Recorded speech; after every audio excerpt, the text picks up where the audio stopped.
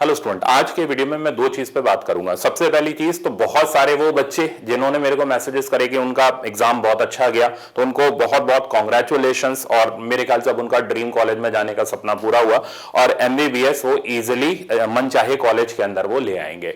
तो ऐसे बच्चों की तैयारी पूरी तरह सफल हुई, प्रॉपर स्ट्रैटेजी से वो चले और आखिरी में जाकर के उन्होंने अपना गोल अचीव किया। तो आप सबको मेरी तरफ से बहुत बहुत कॉन्ग्रेचुलेशंस। आप वेट करो, ठीक है ना, रिलैक्स करो, चिल करो। दूसरे वो बच्चे जो बहुत हताश हैं, निराश हैं, जिनका पेपर अच्छा नहीं गया, जो अपनी कैपेबिलिटीज के ऊपर डाउट कर रहे हैं कि यार पता नहीं क्या हुआ मेरे से उस दिन जाकर के, पता नहीं क्यों इतनी सिली मिस्टेक्स हो गई, पता नहीं क्यों टाइम मैनेजमेंट नहीं हो पाया कि मेरा पेपर अच्छा नहीं गया, उतने मार्क्स नहीं आ पा रहे जितने एक्सपेक्टेड थे, तो शायद इस साल एमबीबीएस नहीं मिलेगा। ऐसे बच्चे जिनके अंदर नीट में जाने का जुनून है, उनका जुनून ही नीट है, उनको डॉक्टर बनना ही बनना है, बट क्या हुआ, एक दिन खराब परफॉर्मेंस की वजह से अपने ऊपर डाउट करना शुरू कर दिया, नहीं यार मेरे अंदर ही कोई कमी रही होगी, इसी वजह से जाकर के मेरा नीट एग्जाम क्लियर नहीं हुआ। मैं आपको एक छोटी सी चीज बताता हूं, बहुत सारी प्रैक्टिस के बाद, बहुत सारी प्रैक्टिस करने के बाद भी धोनी एक मैच में जाकर के 0 पर आउट हो जाता है। तो क्या इसका मतलब यह है कि उसे खेलना नहीं आता? क्या इसका मतलब यह है कि वो क्रिकेट खेलना छोड़ दे? नहीं, ऐसा नहीं है। क्रिटिसाइज करने वाले उसे क्रिटिसाइज करेंगे, बट क्या होगा, वो अपनी गलती से सीखेगा, अगले दिन उठेगा, शेर की तरह दहाड़ेगा और फिर लड़ाई जीत लेगा। आप भी वही शेर हो, ठीक है ना। गलती आप में नहीं है, बस वो दिन आपका नहीं था, ठीक है ना। बॉल तो आसान सी थी बट आउट हो गए, तो इसका मतलब ये थोड़ा है कि हमें खेलना ही नहीं आता। तो प्रॉपर स्ट्रैटेजी उस दिन हमारी काम नहीं करी। मैं आपको यही दिखाना चाहता हूं आज के इस वीडियो में कि प्रॉपर स्ट्रैटेजी जो मैंने आपको सिखाई थी, यही स्ट्रैटेजी से आपने जितनी पढ़ाई करी है वो सेल्फ सफिशिएंट पढ़ाई है। इसी स्ट्रैटेजी से आप इजीली 170 प्लस मार्क्स ला सकते थे। अब बहुत सारे बच्चे जिनका पेपर अच्छा नहीं गया वो ये भी सोच रहे होंगे कि हम ब्रेक ले लेते हैं, ठीक है ना। मैं ये कहता हूं ब्रेक लेकर के उसके बाद सोचेंगे क्या करना है। तो बेटर यही है, भीड़ में उठ करके तैयारी करनी है, नहीं करनी है, क्या करना है सर, 1-1.5 महीने बाद डिसाइड करेंगे। मैं आपको ये बोलता हूं, ब्रेक तब लिया जाता है जब हम ये पहचाने कि यार हमसे गलती क्या हुई, ताकि उस ब्रेक के बाद जब हम आए तो एक नए फॉर्म में, ठीक है ना, नई पहचान के साथ, नई जोश के साथ, नए जुनून के साथ हम वो गलती नहीं रिपीट करें और हम अपनी तैयारी को एक नई डायरेक्शन में लेकर के जाएं और अपने जुनून को, सपने को हकीकत में कन्वर्ट करें। तो मेरा भी यही कहना है, ब्रेक पर जाने से पहले एटलीस्ट एक बार वो चीज तो पहचानो, वो गलती तो पहचानो जो आपसे हुई, ताकि आप उसको रिपीट ना करो। और नए सिरे से जब आप तैयारी करना शुरू करो तो आपके अंदर एक जबरदस्त मोटिवेशन हो, आपके अंदर एक जबरदस्त जुनून हो कि यार मेरे अंदर तो कोई कमी नहीं है, ठीक है ना, बट मैं प्रॉपर सिस्टम फॉलो करूंगा तो 100% अगले साल में नीट का एग्जाम क्लियर कर लूंगा। आज यही चीज उन बच्चों को मैं प्रूव करने जा रहा हूं कि आपको प्रॉपर सिस्टम ही फॉलो करना है। आप में किसी भी बच्चे में कोई कमी नहीं है। मैंने अपने गुड लक वीडियो के अंदर भी आपको बोला था, आप सब मेरी नजर में विनर हो, आज भी हो, ठीक है ना। बस क्या हुआ, एक दिन नहीं चलाना बैट, कोई बात नहीं, ठीक है ना, नेक्स्ट ईयर फिर ट्राई कर लेंगे, हम धोनी हैं, हम लड़ाई जीतेंगे। तो मेरा आपको यही कहना है। अब मैंने जो नीट 24 के पेपर की एनालिसिस करी, तो मैंने इसको 3 पार्ट में ब्रेक डाउन। ये एनालिसिस बहुत इंपॉर्टेंट है और हमेशा आपको कॉन्फिडेंस देगी कि नीट के पेपर को आप एक एवरेज लेवल के स्टूडेंट भी हो ना, कोई दिक्कत नहीं है, आप इजिली 170 मार्क्स गेन कर सकते हो। और अगर आप बहुत ब्रिलियंट स्टूडेंट हो, 180 लाना कोई बड़ी चीज नहीं है। तो स्ट्रैटेजी प्रॉपर होनी चाहिए। बिना स्ट्रैटेजी के अगर आप इसके अंदर चले नीट के पेपर के अंदर, तो या तो टाइम बहुत ज्यादा कंज्यूम हो जाएगा या सिली मिस्टेक की वजह से आपका मार्क्स कम होता चला जाएगा। तो most important thing is strategy, proper practice technique, proper mentorship, ये बहुत जरूरी है। धोनी भी अकेले प्रैक्टिस नहीं करता, मेंटरशिप बहुत जरूरी है। तो मैं आपको ये प्रूव करता हूं। तो मैंने जब नीट की एनालिसिस करी सेक्शन वाइज, कल मैंने आपको वीडियो सॉल्यूशन दे ही दिया था नीट के पेपर का, तो सेक्शन वाइज एनालिसिस करने पर मैंने ये नोटिस किया कि सेक्शन ए के अंदर मैंने 3 पार्ट में ब्रेक किया। सेक्शन ए में इजी कितने थे? इजी मतलब वो जिनमें डायरेक्ट देखा और आंसर निकाल लिया, या फॉर्मूला लगाया और आंसर आ गया। ऐसे प्रॉब्लम या तो 10-15 सेकंड के अंदर हो गए, या ज्यादा से ज्यादा 30 से 45 सेकंड के अंदर ये प्रॉब्लम कंप्लीट हो गए। तो ये वो इजी लेवल के प्रॉब्लम है। तो मैंने नोटिस किया और मैंने रखे भी हैं दिखाने के लिए कि 35 क्वेश्चन में से 26 ऐसे क्वेश्चंस थे जो बिल्कुल इजी थे। ये सेक्शन ए की बात चल रही है, ठीक है ना। तो इन प्रॉब्लम को देखते ही आप खत्म कर सकते थे, बट उसके लिए जरूरी क्या था, लेवल वाइज पेपर को सॉल्व करना, कि हम फर्स्ट राउंड में उन प्रॉब्लम को सॉल्व करेंगे जो बिल्कुल इजी होंगे। जैसा मैंने हमेशा आपको बोला हुआ है हर टेस्टिंग टेक्निक से पहले, कि आप ऐसे ही पेपर सॉल्व करो, हमेशा लड़ाई जीतोगे। तो देखो, तो वो 26 प्रॉब्लम, अब ये जो प्रॉब्लम्स आप देख रहे हो, प्रॉब्लम नंबर 1, अब सबके कोड अलग अलग हैं, बट प्रॉब्लम तो सब में सेम ही है, ठीक है ना। आप देख सकते हो ये सिंपल पेंडुलम वाला जो था, जिसमें ये सर्कुलर मोशन वाला जो प्रॉब्लम था, जिसमें एंगुलर स्पीड को डबल कर दिया गया, सूडो फोर्स आप जानते थे, एंगुलर स्पीड डबल करने से टेंशन 4 टाइम्स हो जाती है, डायरेक्ट रिजल्ट है, आप टिक कर सकते हो। ये अपना यूनिफॉर्म सर्कुलर मोशन का फिर से प्रॉब्लम आ गया, जिसमें आपने बेसिक थ्योरी में पढ़ा हुआ है, हर टीचर पढ़ाता है, मैंने कुछ नया नहीं किया, हर टीचर पढ़ाता है, बट प्रॉपर टेस्टिंग टेक्निक जरूरी है, स्टूडेंट का हाथ पकड़ करके चलाना जरूरी है, कि भाई नहीं, ऐसा नहीं कि पेपर कैसे भी अटेम्प्ट करना शुरू कर दो, पेपर इस तरीके से अटेम्प्ट करो। तो इस साल नीट फिजिक्स कोटा पे कुछ बहुत ही डिफरेंट मैं उन बच्चों के लिए लाने जा रहा हूं जिनका डेडिकेशन है कि नीट एग्जाम मेरे को क्लियर करना है, जो बहुत सीरियस स्टूडेंट है, उनके लिए एक बहुत ही नई चीज आने वाली है, बाप ऑफ ऑल कोर्सेज, ठीक है ना। ऐसा कोर्स जिसमें हाथ पकड़ के आपको चलाया जाएगा कि कैसे किस टाइम पर आपको किस तरीके से प्रैक्टिस करनी है। तो इसकी डिटेल्स मैं आगे दूंगा, अभी नहीं, अभी हम एनालिसिस शुरू करते हैं। तो यूनिफॉर्म सर्कुलर मोशन का ये प्रॉब्लम ज्यादा से ज्यादा 10-15 सेकंड का प्रॉब्लम है, जिसमें आप इजीली बेसिक थ्योरी के बेसिस पर रिजल्ट निकाल सकते हो। सिमिलरली आ गया लॉजिक गेट का प्रॉब्लम, इसी तरीके से बार मैग्नेट का ऑसिलेशन, ठीक है ना, टाइम पीरियड का फॉर्मूला आपने लगाया है, यहां पर आपको मैग्नेटिक डायपोल मोमेंट निकालना था। तो ये वो प्रॉब्लम्स हैं जो इजीली 10-15 सेकंड बोल लो या फिर 30 से 45 सेकंड बोल लो के अंदर सॉल्व हो जाएंगे। और ऐसे प्रॉब्लम को करने में आपको कोई बहुत हार्ड, बहुत डिफिकल्ट पढ़ाई की जरूरत नहीं है। अगर आपने बेसिक एनसीईआरटी पढ़ रखी है, आप इन प्रॉब्लम्स को इजीली कर सकते हो। तो 26 ऐसे प्रॉब्लम थे सेक्शन ए में से जिनमें आप पक्के पक्के नंबर ला सकते थे, ठीक है ना।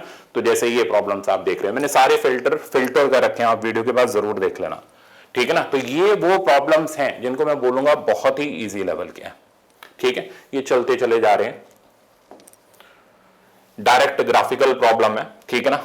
ये हमारा मोमेंट ऑफ इनर्शिया का प्रॉब्लम है। इसी तरीके से आप ये कैपेसिटर का देखो, जो व्हीट स्टोन ब्रिज का प्रॉब्लम है, हर बच्चे को पता है, किसको नहीं पता, सबको पता है। ये प्रॉब्लम देखो हीट थर्मोडायनेमिक्स का, सबको पता है, ठीक है ना। तो ये क्रिटिसाइज करने के लिए नहीं, ये सिर्फ गलती पहचानने के लिए, प्रॉपर स्ट्रैटेजी हमारी काम नहीं करी, इस वजह से हमसे ज्यादा टाइम लग गया, या फिर प्रॉपर स्ट्रैटेजी नहीं होने की वजह से हमसे छोटे छोटे क्वेश्चन में सिली मिस्टेक हो गई, प्रेशर की वजह से हो जाती है। हमारे लिए एनालिसिस करना आसान है, हम वहां नहीं बैठ रहे, ठीक है ना, पेपर देने। तो मैं ये नहीं कह सकता नहीं यार बहुत आसान था, मैं तुम्हें क्रिटिसाइज कर रहा हूं, तुम तो कर सकते थे, ऐसा हो जाता, वैसा नहीं। जो बच्चा वहां पेपर देने बैठता है, प्रेशर एक्चुअली में वही समझता है, बट उस प्रेशर तक पहुंचाने के लिए टीचर की जिम्मेदारी होती है कि वो स्टूडेंट को ये बताए कि यार तुम देखो ये प्रेशर फेस करने जा रहे हो, ठीक है ना, ये मैंने बहुत सालों पहले करा था, बट मेरा ये एक्सपीरियंस है कि इस दिन तुम्हें बहुत प्रेशर आएगा, तुम्हारी सारी टेस्टिंग होगी, तुम्हारी सारी टेक्निक होगी, कई बार तुम्हारे मन में ये आएगा कि यार मैं रास्ता बदल देता हूं, मेरी स्ट्रैटेजी काम नहीं कर रही, मैं इसको छोड़ देता हूं, सीक्वेंस वाइज सॉल्व करना शुरू कर देता हूं। तो कुछ नया नहीं करना, साल भर जो प्रैक्टिस कराए ना उसी को एग्जीक्यूट करना है। इसीलिए टीचर की जरूरत होती है, ताकि आपको वो कॉन्फिडेंस दे सके, हर लेवल का पेपर करा सके, इजी का भी, मीडियम का भी, डिफिकल्ट का भी, हर तरीके का आपको नॉलेज दे सके, ताकि एग्जाम देते वक्त आप पूरे कॉन्फिडेंट रहो कि मेरी तैयारी परफेक्ट है और मैं इसी स्ट्रैटेजी पे टिका रहूंगा तो जरूर सक्सेस मेरे को मिलेगी। तो ये जरूरी होता है कॉन्फिडेंस। तो प्रॉब्लम इजी है, आगे चलते हैं। इसी तरीके से डिफिकल्टी लेवल मीडियम, ठीक है ना। तो मीडियम लेवल के सेक्शन ए के अंदर मैंने नोटिस करे 9 प्रॉब्लम थे। तो 26 हो गए इजी लेवल, जो बिल्कुल फटाक से हो जाते हैं। 9 वो होते हैं जो मीडियम मतलब जिनमें आपको कंसेप्ट अप्लाई करना है, ठीक है ना, एप्लीकेशन बेस्ड प्रॉब्लम, या आपको थोड़ा लॉजिक लगाना है, यानी जिनमें बेसिकली सोचना पड़े, डायरेक्ट आंसर नहीं आए, वो हो गए हमारे मीडियम लेवल की डिफिकल्टी के प्रॉब्लम। तो मैंने क्या बताया हुआ है कि जो इजी होते चले जाए उनको करते चले जाओ, जो आपको लग रहा है कि नहीं यार इसमें सोचना पड़ेगा, उसको फर्स्ट राउंड में सर्कल बना दो। तो जब मैं कल पेपर का एनालिसिस कर रहा था तो बच्चे ने सर्कल बनाए हुए थे, तो वो उसी स्ट्रैटेजी से चला था कि उसने सर्कल बनाए थे क्योंकि वो पहले राउंड में प्रॉब्लम नहीं हुए थे उससे, ठीक है ना। तो अब 9 ऐसे प्रॉब्लम बचे सेक्शन ए में जो हमसे फर्स्ट बार में नहीं हुए, तो हम इनको सर्कल बना देंगे। बट अभी तक के प्रॉब्लम 26 हमसे हो गए और बहुत कम टाइम के अंदर हो गए, तो हमें अच्छा खासा कॉन्फिडेंस दे जाएंगे। हमारी ये यहां पर ये प्रूविंग हो जाएगी, हाँ यार मेरी स्ट्रैटेजी तो सही काम कर रही है, एटलीस्ट मैंने 26 प्रॉब्लम तो करेक्ट कर लिए। आगे इसी तरीके से अब मीडियम लेवल के प्रॉब्लम आप देख लो, तो ये वो प्रॉब्लम थे, जैसे ये प्रॉब्लम हो गया हमारा इलेक्ट्रोमैग्नेटिक इंडक्शन का, प्रैक्टिस किया हुआ है, ठीक है ना, बट हमें पता है डायरेक्ट नहीं होगा, हमें पोलैरिटी लगानी पड़ेगी, टाइम देना पड़ेगा, तब प्रॉब्लम सॉल्व होगा। दूसरा प्रॉब्लम आप ये देखो, असर्शन रीजन, हर बच्चे को डाउट रहता है, बट जब आप इन असर्शन रीजन को पढ़ोगे, थोड़ा सा लॉजिक लगाओगे, जैसे इसने बोल रखा है ये पोटेंशियल वाला है कि पोटेंशियल इतना होगा, फिर इसने रीजन दे दिया ये, तो जब आप इसमें लॉजिक लगाओगे, एनालिसिस करोगे, टाइम तो लगेगा ना, तो इसलिए फर्स्ट राउंड में नहीं करना, सेकंड राउंड में इस प्रॉब्लम को अटेम्प्ट करना होता है। बट हाँ आप कर लोगे, अगर आपने पढ़ाई करी है तो आप कर लोगे, ऐसा नहीं आप इसको छोड़ करके आओगे। तो ये असर्शन रीजन भी आप कर सकते हो इसलिए, ठीक है ना। आगे चलते हैं। इसी तरीके से फेरो डाया पैरा, ये इसकी मैग्नेटिक ससेप्टिबिलिटी सबको याद होती है, बट फिर भी मैंने मीडियम लेवल में डाल रखा है क्योंकि कई बच्चे क्या होते हैं ना, इसको सोचते हैं मैच द कॉलम हार्ड होता है। तो मैच द कॉलम में हमेशा मैंने बताया एलिमिनेशन टेक्निक लगाओ, आपको कभी पूरा सॉल्व नहीं करना पड़ेगा, और कल मैंने यही किया था। लोग मैच द कॉलम पूरा सॉल्व कर रहे थे, ठीक है ना, जबकि जरूरत ही नहीं थी, एलिमिनेशन टेक्निक से खटाक से खत्म हो जाता है प्रॉब्लम, आपको पूरा कभी सॉल्व नहीं करना पड़ता। 99% तो मैं श्योर हूं, 1% जब किस्मत बहुत ही बुरी चल रही हो तो करना पड़ जाएगा। तो ये प्रॉब्लम भी ऐसा प्रॉब्लम है जिसमें कल मैंने आपको इसका सॉल्यूशन दिया ही था, जिसमें आप अपना पूरा एलिमिनेशन टेक्निक लगा करके औरों से अलग एक्स्ट्रा फैक्टर लेकर के आप इसको इजीली सॉल्व कर सकते हो। तो अब हम सेकंड राउंड के अंदर उन प्रॉब्लम को रेक्टिफाई कर रहे हैं जो प्रॉब्लम हमसे नहीं हुए थे फर्स्ट राउंड में, और जिनमें हम श्योर शॉर्ट हैं कि हाँ यार ये तो हो ही जाएगा।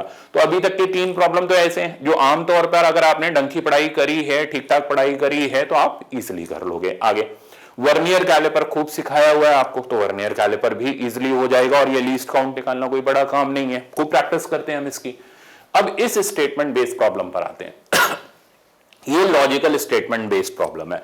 ये एक ऐसा प्रॉब्लम है जो उस टाइम में, मैं मेरे हिसाब से नहीं बता रहा, मैं उस टाइम के हिसाब से बता रहा हूं, उस टाइम के हिसाब से स्टूडेंट के दिमाग में कंफ्यूजन हो सकता है, ठीक है ना। मैं एक एवरेज लेवल के स्टूडेंट की बात कर रहा हूं, तो ऐसा स्टूडेंट इस प्रॉब्लम को छोड़ देगा, छोड़ दो भाई, ठीक है ना, क्योंकि स्टेटमेंट 2 के अंदर कंफ्यूजन हो रहा है। पर गलत तो मत करो ना, स्टेटमेंट 2 में जब तक आप 100% श्योर शॉट नहीं हो विद एग्जांपल, हाँ ऐसा होता ही होता है, तब तक आप इसको नहीं करो, ठीक है ना। नेगेटिव लेने से तो बढ़िया 0 ले लो उसके अंदर। तो मैंने माना आपने इस प्रॉब्लम को छोड़ दिया, एक प्रॉब्लम गया तो गया, कोई बात नहीं, आगे चलते हैं। नेक्स्ट देखें, नेक्स्ट हमारा ये मोमेंटम मॉडर्न फिजिक्स का बेसिक थ्योरी के ऊपर। तो मैंने, आप देखो मैं बात कर रहा हूं कि इसकी मीडियम लेवल के, जिनमें ज्यादातर स्टूडेंट की गलतियां होती हैं, जहां टाइम कंजम्पशन होता है, जहां सिली मिस्टेक्स होती हैं। तो मैं आपको बता रहा हूं कैसे करके आप प्रॉब्लम को आइडेंटिफाई कर सकते हो। ये अभी के लिए नहीं, ये नेक्स्ट ईयर के लिए आपके लिए लेसन है कि आप यही स्ट्रैटेजी फॉलो करते हुए नेक्स्ट ईयर भी जब हम मिलेंगे ना, तो मैं इसी स्ट्रैटेजी से आपको पेपर सॉल्व करा रहा हूं। आप देखना, आप लड़ाई जीते हुए होगे, आप सपना अपना पूरा कर चुके होगे, आपका जोश और जुनून उस टाइम पर हाई होगा, आप अपने ड्रीम कॉलेज के अंदर एडमिशन लेने वाले होगे। ये बात मेरी आज की नोट करके रख लेना। अब इस प्रॉब्लम को आप देखोगे, मॉडर्न फिजिक्स के प्रॉब्लम को, तो इजी प्रॉब्लम है, बस करना क्या, एक एक एग्जांपल में, एक एक ऑप्शन में हमें एनालिसिस करते हुए चलना है, लॉजिक लगाते हुए चलना है, बेटा हो जाएगा, गलत नहीं हो सकता। अब इस पे आ जाते हैं, maximum elongation of steel wire, simple formula based है, बट हाँ इसमें थोड़ा सा अगर हम एनालिटिक्स लगाएं अपनी, तो ये प्रॉब्लम भी हो जाएगा, ऐसा नहीं है अटक जाए। अब ये ज्यादातर लोग इसको पूरा सॉल्व कर रहे थे, मैंने कल के सॉल्यूशन में बताया 1/λ लगाने की कोई जरूरत नहीं है, ठीक है ना, आपने पढ़ा हुआ है मेरे से, और इवन लेक्चर्स के अंदर मैंने ये कराया हुआ है कि आप यहां पर इजिली रेक्टिफाई कर सकते हो वेवलेंथ के ऑर्डर को एनर्जी गैप देखते हुए। तो ये मैच द कॉलम ऐसे ही होते हैं, बोनस होते हैं भाई, ठीक है ना। नेक्स्ट ईयर भी अगर हम नीट 25 के पेपर की एनालिसिस करेंगे ना, तो इसी तरीके से मैच द कॉलम उड़ाए जाएंगे। और जब आप मेरे से तैयारी करोगे तो ऐसे ही एलिमिनेशन टेक्निक लगाते हुए हम मैच द कॉलम को सॉल्व करेंगे। लोग कर रहे होंगे पूरे के पूरे सॉल्व, हम कर रहे होंगे डायरेक्ट यहां पर अपने दिमाग से उसको एलिमिनेट करते हुए सॉल्व, ठीक है ना। तो ये हमें एक एक्स्ट्रा फैक्टर देता है, बोनस देता है। लोग यहाँ टाइम वेस्ट करते हैं, अब सोचो ना कितना टाइम लग जाएगा एक एक ऑप्शन वेरीफाई करने में। तो ये मैच द कॉलम एक नहीं 4 क्वेश्चन आपके लिए बन जाएंगे, और हमारे लिए ये आधा क्वेश्चन है, ठीक है ना, फ्री के 4 नंबर है, तो ये भी इजीली हो सकता है ये प्रॉब्लम। अब ये मैंने माना कि एक अच्छे लेवल का प्रॉब्लम था। अब इसके अंदर स्टूडेंट को नॉलेज की जरूरत है, कंसेप्ट एप्लीकेशन की जरूरत है, मान लो उस टाइम पर आपसे नहीं हुआ, हम एक एवरेज स्टूडेंट की बात कर रहे हैं, तो ये 2 प्रॉब्लम आपने सेक्शन ए में छोड़ दी है, ठीक है, कोई बात नहीं, जाने दो। तो ऑन एन एवरेज आप देखो सेक्शन ए के अंदर आपने 35 प्रॉब्लम में से एटलीस्ट 33 तो कर लिए, ठीक है ना, और 2 आपने ऐसे प्रॉब्लम थे जिनके अंदर डाउट था, जिनको आप छोड़ सकते थे। तो यही करना होता है एग्जाम के अंदर, नेगेटिव नहीं लाना होता, ठीक है ना। जब हम नेगेटिव नहीं लाएंगे तभी हमारी रैंक अच्छी जाएगी। तो हमने 2 प्रॉब्लम छोड़ दिए, 8 नंबर गए, बाद में देख लेंगे, ठीक है ना। बाद में जब यही 2 प्रॉब्लम बचेंगे ना, लास्ट में जाकर के आपका अपने आप मॉरल इतना बूस्टअप हो जाएगा, आप खुद इनको करने की कोशिश कर लोगे और आपसे सही भी हो जाएंगे उस टाइम पर, बट अभी छोड़ दो। थर्ड राउंड के लिए देखेंगे, सेक्शन बी के एनालिसिस पर आते हैं। सेक्शन बी में 15 क्वेश्चन थे, हमें सिर्फ 10 करने थे। तो मैंने ये नोटिस किया सेक्शन बी के अंदर 15 में से 7 ऐसे थे जो इजी थे, जिनको डायरेक्ट देखते ही खत्म कर सकते थे। तो 7 तो हो ही गए, 3 और पकड़ने हैं problem, game over section B का। देखते हैं, तो सेक्शन बी के अंदर 7 प्रॉब्लम इजी थे, वो 7 प्रॉब्लम आपके सामने ही है, ठीक है ना। 1 2 आप चेक कर लो, सारे के सारे डायरेक्ट है, कहीं कोई ऐसा नहीं है किसी में कॉम्प्लिकेशन हो। ये वाला देख लो, ये देख लो, टेलीस्कोप वाला, फोर्स वाला, डायमेंशन का फॉर्मूला देख लो, ठीक है ना। तो ये 7 प्रॉब्लम ऐसे हैं जिनको आप फटाक से सॉल्व कर सकते हो बिना किसी दिक्कत के। अब कितने बचे, आगे चलते हैं। 5 ऐसे मैंने नोटिस किए जो कि मीडियम लेवल के थे, जिनके अंदर कंसेप्ट लगाना था या थोड़ा सा लॉजिक लगाना था, पर हमें तो 10 करने।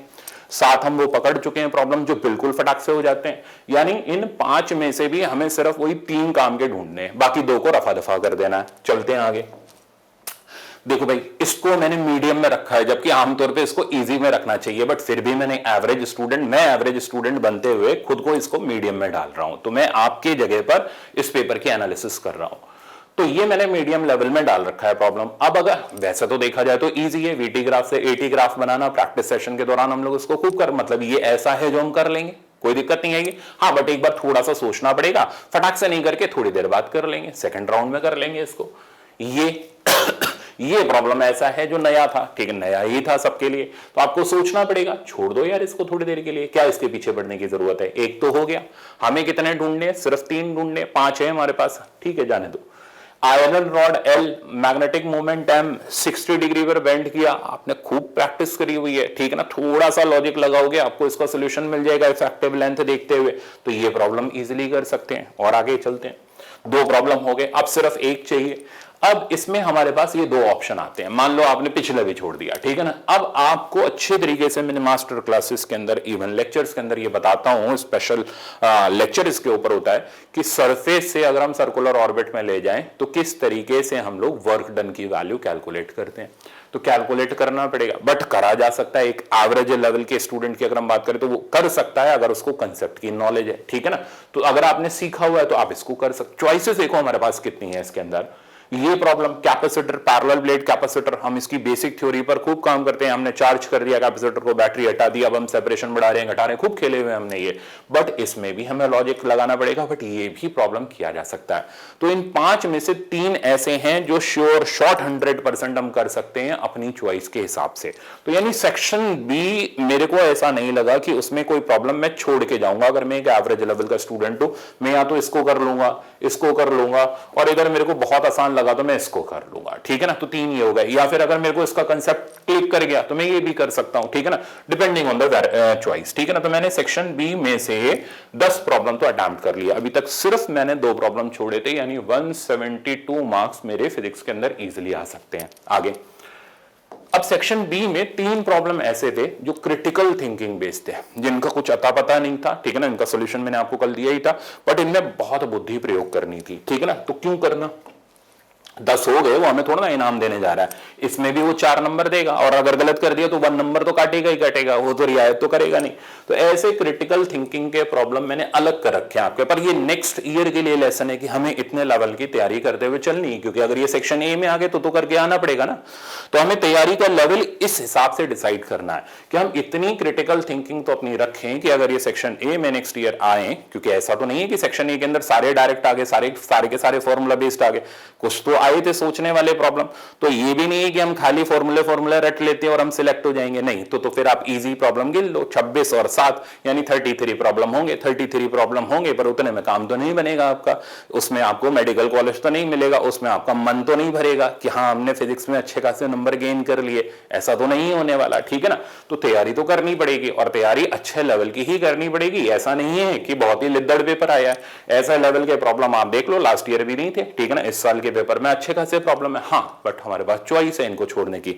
बट बाई चांस अगर नहीं होती, जैसे सेक्शन ए में 2 प्रॉब्लम मैंने छोड़े, ठीक है ना, बट अगर उनको छोड़ने की चॉइस नहीं होती मेरे पास तो फिर तो दिक्कत हो जाती ना, ठीक है ना। तो ये 3 प्रॉब्लम हमें दिक्कत दे सकते हैं, तो हमें तैयारी का लेवल इतने तक लेकर के चलना है। डिस्प्लेसमेंट करंट वाला ये तो बहुत ही अच्छा था, ठीक है ना, इसमें तो सारे हिल गए थे, बट इसका मैंने सोल्यूशन आपको कल दे ही दिया था। इसके बाद हमारा ये वाला शीट वाला प्रॉब्लम, तीनों logical critical thinking based problem है, कोई न्यूमेरिकल नहीं है, critical logical thinking based problem है, जिनके स्पेशल लेक्चर्स आपके इंक्लूडेड रहते हैं, ठीक है ना, नीट फिजिक्स कोटा के कोर्स के ऊपर। तो ये ओवरऑल पूरा का पूरा स्कैनिंग रहा। तो मैं ये मान करके चल रहा हूं सेक्शन बी तो आपने पूरा कर लिया। सेक्शन ए के अंदर आप 2 प्रॉब्लम जो थे, जो मैंने बताया, ठीक है, नहीं क्लिक किए, छोड़ दिए, ठीक है ना। अब आप सोचो, जब आप सेक्शन बी पूरा कर चुके हो और आप सेक्शन ए के इन 2 प्रॉब्लम पर, मीडियम लेवल के प्रॉब्लम पर टाइम दोगे, कहां गया सेक्शन ए, पीछे है, हाँ, एक ये वाला प्रॉब्लम और एक ये वाला प्रॉब्लम। अब जब आप इनको सॉल्व करोगे तो इन 2 में से एटलीस्ट एक तो कर लोगे। मैं कह रहा हूं एक छोड़ भी दिया, ठीक है ना, या मान लो आपने 2 छोड़ दिए पर फिर भी 172 मार्क्स आ गए। मैं नहीं कह रहा 180 में से 180 आपने लिया है, 170 प्लस लाना अपने आप में एक जबरदस्त मोटिवेशन होता है फिजिक्स के एग्जाम के लिए, तो इजिली लाया जा सकता। अब मेरे को आप ये बताओ, आप में से कौन ऐसा बच्चा है जिसको ये प्रॉब्लम नहीं आते थे? आपको नहीं सर, हमें आते थे, ठीक ना, हम इजिली कर सकते थे, बट वो दिन हमारा नहीं था। तो वही मैं आपसे कहते हुए चल रहा हूं, एक दिन अगर आप बोल्ड हो गए, आउट हो गए, तो इसका मतलब ये नहीं है कि आप खराब हो, ठीक है ना। इसका मतलब ये नहीं है कि आपको खेलना ही नहीं आता, इसका ये मतलब नहीं है कि आपने तैयारी ही बहुत गंदी करी है, बस खाली क्या है, वो दिन आपका नहीं था। तो अब आप ब्रेक ले सकते हो, ठीक है ना, ले सकते हो, बट ये मोटिवेशन लाते हुए कि यार मैं अब जब उठूंगा तो मैं शेर से कम नहीं हूं, मैं लड़ाई लड़ूंगा भी और मैं लड़ाई जीतूंगा भी, और मैं हर दिन प्रॉपर टेस्टिंग करते हुए चलूंगा, प्रॉपर स्ट्रैटेजी लगाते हुए चलूंगा। वही स्ट्रैटेजी एज इट इज मेरे को नीट एग्जाम वाले दिन लगानी है, बिना चेंजेस किए हुए पूरे कॉन्फिडेंस के साथ लगानी है, ठीक है ना। तो यही मोटिवेशन देने के लिए, ठीक है ना, यही सारी चीजें बताने के लिए आज का ये आपके लिए वीडियो था, ठीक है ना। दूसरी इंफॉर्मेशन ये कि इस साल कुछ मैंने जैसा बोला बहुत जबरदस्त, क्योंकि पेपर का लेवल ऐसा है, स्टूडेंट को सारे दांव पेच सिखाने पड़ेंगे, हाथ पकड़ के ही सिखाने पड़ेंगे, ऐसे नहीं बच्चे सीखते।